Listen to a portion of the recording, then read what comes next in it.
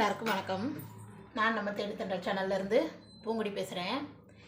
இன்றைக்கி பார்க்க போகிற வீடியோ என்னன்னு பார்த்தீங்கன்னா, நிறைய பேர் ப்ளவுஸ் கற்றுப்பாங்க. ஆனால் கற்றுக்கிடுறதுக்கு அவங்களுக்கு ரொம்ப கஷ்டமாக இருக்கும். அதுக்கு என்னன்னு பார்த்தீங்கன்னா, அதுக்கு நிறைய காரணங்கள் உண்டு. அதில் ஒரு காரணம் தான் நம்ம செலெக்ஷன் பண்ணுற கிளாத்து. ஓகேங்களா?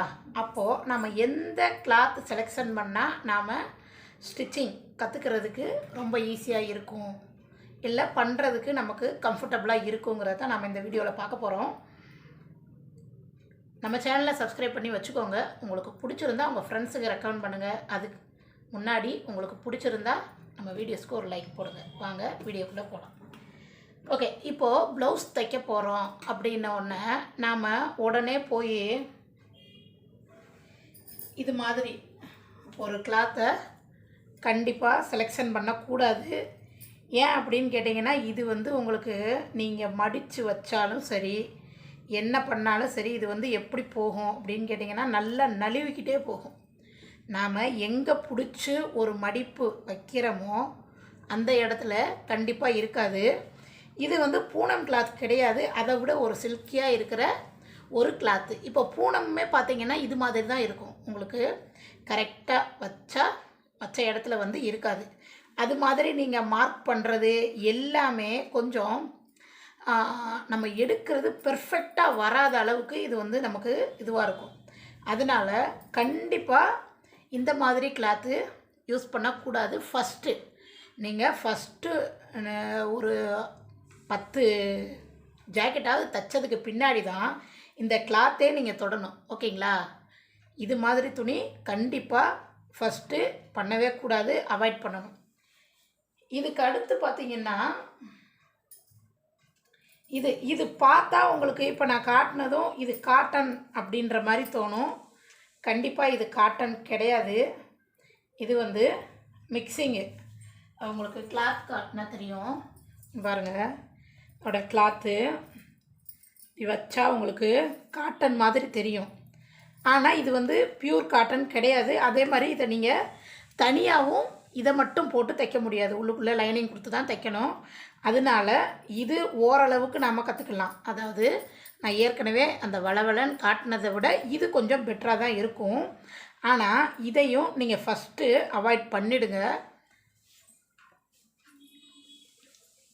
இப்போ இது பாருங்கள், இது 2x2 நம்ம ப்ளவுஸுக்கு சூஸ் பண்ணணும்னா இது தான் நம்ம சூஸ் பண்ணணும். இதுவும் சூஸ் பண்ணலாம். இந்த மாதிரி துணி தான் நீங்கள் ஃபஸ்ட்டு செலெக்ஷன் பண்ணும்போது, ஏன்னா இதை நீங்கள் போட்டு அளவு எடுத்தீங்க அப்படின்னா அது அந்தந்த இடத்துல பெர்ஃபெக்டாக நிற்கும். ஓகேங்களா? அதே மாதிரி நீங்கள் ஃபஸ்ட்டு அளவு எடுக்கும்போது இதை 2ஆக விரித்து அந்த மாதிரிலாம் போட்டு எடுக்கக்கூடாது. எந்த இடத்துல மடிப்பு இருக்கோ அது அங்கேயே இருக்கட்டும். உங்களுக்கு 80 சென்டிமீட்டர் தேவை அப்படின்னா நீங்கள் 1 மீட்ரு எடுத்துக்கோங்க. 1 மீட்ரு எடுத்துக்கிட்டு அதுக்கப்புறம் நீங்கள் மார்க் பண்ணிக்கோங்க. ஃபஸ்ட்டு கற்றுக்கிறவங்களுக்கு நான் சொல்கிறேன், ஃபஸ்ட்டு இப்போ தான் நீங்கள் ப்ளவுஸ் கற்றுக்க போகிறீங்க அப்படின்னா 80 சென்டிமீட்டர் தேவையாக இருக்கிற இடத்துல நீங்கள் 1 மீட்ரு துணி எடுத்துக்கோங்க.